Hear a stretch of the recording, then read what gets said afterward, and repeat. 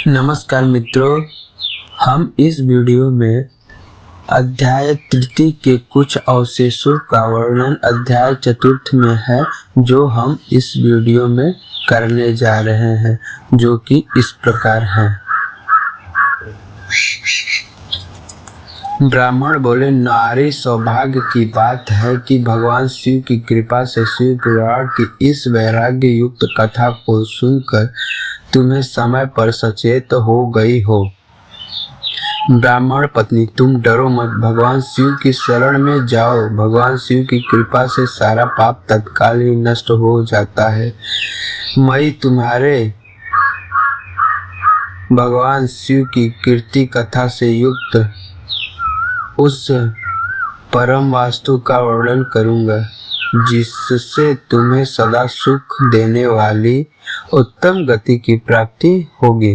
शिव की कथा सुनने से ही तुम्हारी बुद्धि पश्चाताप से युक्त एवं शुद्ध हो गई है, एवं तुम्हारे मन में विषयों के प्रति वैराग्य हो गया है।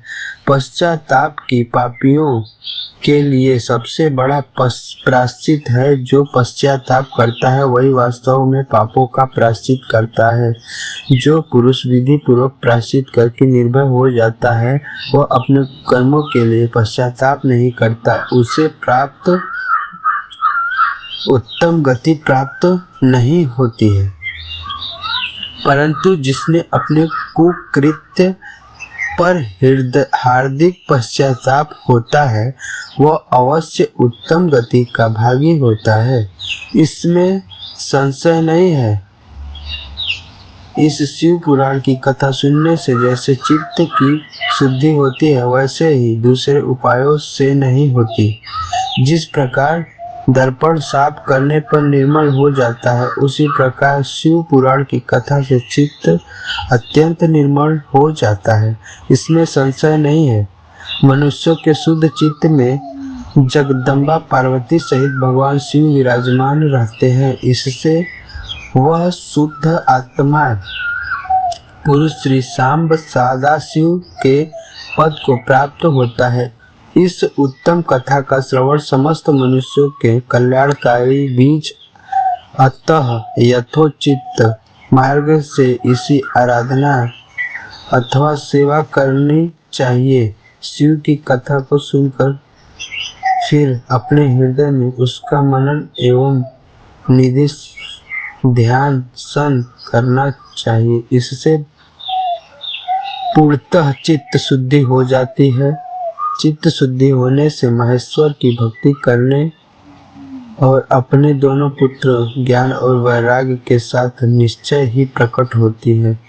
तत्पश्चात महेश्वर के अनुग्रह से दिव्य मुक्ति प्राप्त होती। इसमें किसी भी प्रकार का संशय नहीं है।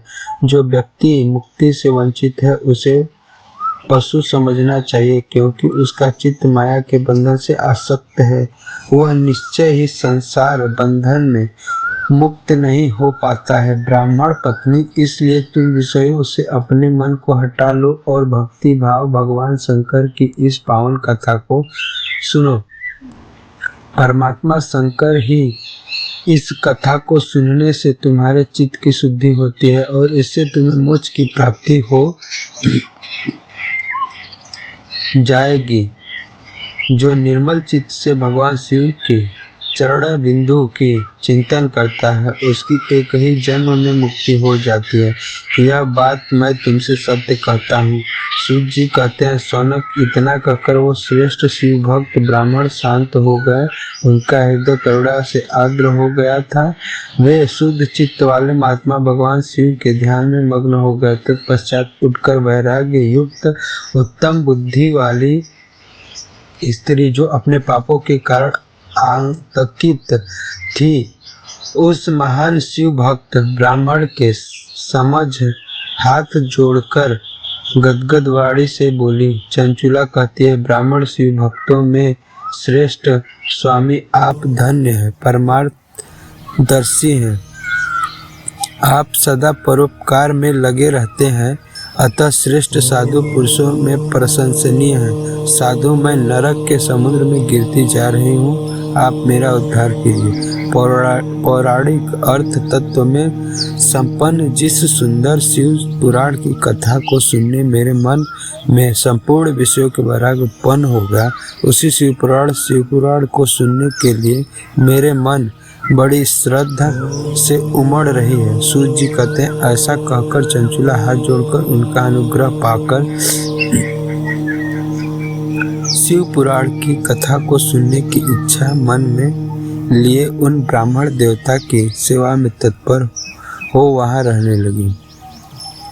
तत्पश्चात शिव भक्तों में श्रेष्ठ एवं शुद्ध बुद्धि वाले ब्राह्मण देवता ने उसी स्थान पर उसी स्त्री को शिव पुराण की उत्तम कथा सुनाई। इस भाटी गोकर्ण नामक स्थान में उन्हीं श्रेष्ठ ब्राह्मण को से चंचुला ने शिव पुराण की परम उत्तम कथा सुनी, जो भक्ति ज्ञान और वैराग्य को बढ़ाने वाली कथा, मुक्ति प्रदान करने वाली इस परम कथा को सुनकर ब्राह्मण पत्नी अत्यंत कृतार्थ हो गई। उसका चित्त शीघ्र ही शुद्ध हो गया। फिर भगवान शिव के अनुग्रह उसके हृदय में शिव के सगुण रूप का चिंतन होने लगा। इस प्रकार उसने भगवान शिव में लगी रहने वाली उत्तम बुद्धि पाकर शिव के सच्चिदानंद स्वरूप का बारंबार चिंतन आरंभ किया। इसके पश्चात समय के समाप्त होने पर भक्ति ज्ञान और वैराग्य से युक्त हुई चंचुला ने अपने शरीर को बिना किसी कष्ट के त्याग दिया। इतने में ही त्रिपुर शत्रु भगवान शिव का भेजा हुआ एक दिव्य विमान युक्त दूत गति से वहां पहुंचा, जो उनके अपने गढ़ों से संयुक्त और भांति भांति के शोभा साधनों से संपन्न था। चंचुला उस विमान का आरूढ़ हुई और भगवान शिव के श्रेष्ठ पार्षदों में उसे तत्काल उसे शिवपुरी में पहुंचा दिया। उसके सारे माल धुल गए। वह दिव्य रूपिणी दिव्यांगना हो गई।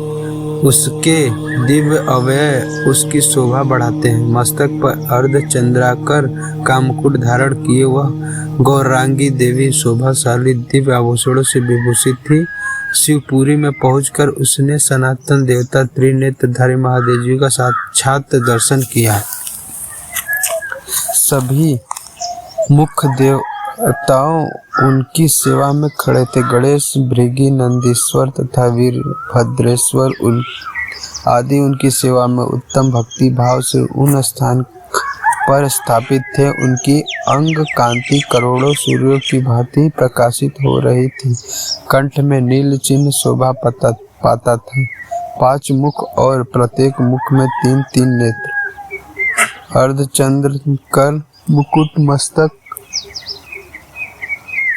की शोभा बढ़ता था। उन्होंने अपने वामांग भाग में गौरी देवी को बिठा रखा था और विद्युत पुंज की भांति प्रकाशित थी। गौरीपति महादेव जी की कांति कपूर के समान गौर थी। उनका सारा शरीर श्वेत भस्म से भासित था। शरीर पर श्वेत वस्त्र शोभा पा रहे थे। इस प्रकार परम उज्ज्वल भगवान शंकर का दर्शन कर रहे थे। वह ब्राह्मण पत्नी चंचुला बहुत प्रसन्न हुई। अत्यंत प्रीति युक्त होकर उसने भगवान शिव को बारंबार प्रणाम किया। फिर हाथ जोड़कर वह बड़े प्रेम आनंद और संतोष से युक्त हो विनीत भाव से खड़ी हो गई।